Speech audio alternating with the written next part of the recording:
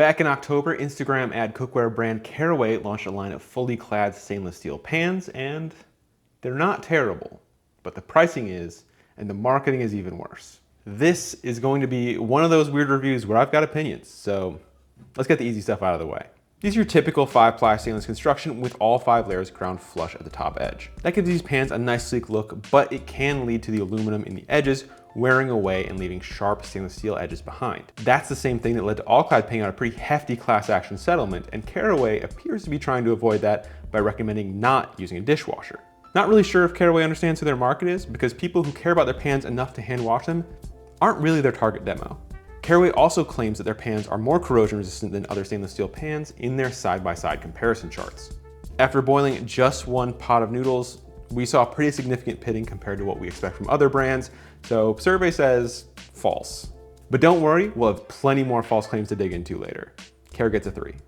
As with most Caraway cookware, I think the aesthetics here are actually prettier than average. The shape is modern, and I mostly love the lids, minus the steam spout, which appears to be completely unnecessary. It has a steam hole, which is usually there to prevent the lid from rattling, but if you cover it up, it doesn't rattle, it just goes around the lid in other places. Why even have the steam hole? And it actually goes around anyway, which is kind of wild. The tolerances are not so tight that you need that. The rest of the lid design though is pretty great. I love how heavy it is, I love the inset bevel to keep it in place, and I also think the handles are pretty nice. Really, whenever these strap style handles are used, I'm actually a fan, although they do get pretty hot from being so close to the pan's body. A little hot.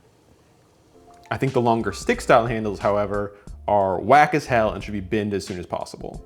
I've never felt handles so misaligned with a product's price point, and I'm always surprised that they're not plastic every time I touch them. It's also very easy to understand why other cookware brands go with flared lips rather than these straight sidewalls as soon as you try to pour anything out of these pans. Design gets a 6. These are literally the most typical materials for 5-ply. You got 304 stainless on the inner, you've got a ferritic steel outer for induction compatibility, and then it's hard to measure the middle stainless steel layer in that sandwich, but if it's the same size as the inner and outer walls, then you've got about 1.7 millimeters thick of aluminum, which is pretty nice. I think 5-ply construction as a rule is more about marketing than performance, just bigger numbers better, but Caraway is all about the marketing over performance too, so not really surprised there. Materials gets a 5. I'd hope for a lot more from this line, especially at this price point, but as with every other Caraway product, you're paying a pretty hefty vibe tax. All in all, a pretty terrible deal. Value gets a 2. All right, here we go. Y'all know there's nothing I hate more than deceptive marketing, and Caraway's whole brand is built on wellness bullshit. First and foremost is their claim of producing exclusively non-toxic cookware. To support that claim, Caraway helpfully lists all these chemicals that they don't include in their cookware on the product pages. Things like PFOA, which was an ingredient in early iterations of Teflon, but has been illegal here in the US for at least a decade and even longer in Europe. Then there's hexavalent chromium, which is a byproduct of welding stainless steel, but is completely irrelevant at this point in the process. Welders can be exposed to chromium-6 when fumes are released while welding stainless steels, chromium alloys, and chrome-coated metal. Not to mention elements like mercury, antimony, and cadmium, which aren't really relevant to this conversation at all. And for some reason they pick on hard anodization, which is just an electrical process used to harden metals and has no known negative effects. What they don't mention in that list is way more interesting to me though. Most stainless steel formulations use both nickel and chromium, and these do too. Those are heavy metals, so why do they not count as toxic? Digging deep into Caraway's FAQs, they do mention them, but they say that they will not affect you unless you have allergies to them. And that's partially true because it takes specific conditions for it to become an issue. But it feels pretty disingenuous for a brand to say, okay, here's a bunch of ingredients that have nothing to do with anything, but we're gonna selectively ignore 2 of the main ingredients in our primary material. Don't be suspicious, don't be suspicious. Hunter Jordan Nathan claims that in 2018 he overheated a PTFE pan when he got distracted and that the fumes made him sick.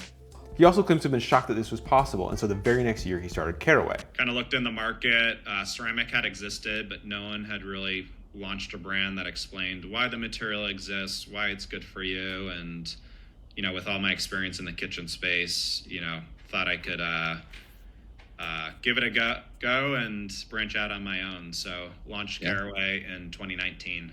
That story very well may be true, but it also could very easily be just a good story for a pitch deck. After all, Jordan's major was consumer psychology, not materials sciences, which makes sense once you start seeing him credit lifestyle and wellness influencers with the brand success. I can't think of anything that is a better indication that something is bullshit than wellness influencers. So you've had soy milk and almond milk. Now try the hottest new craze, beef milk.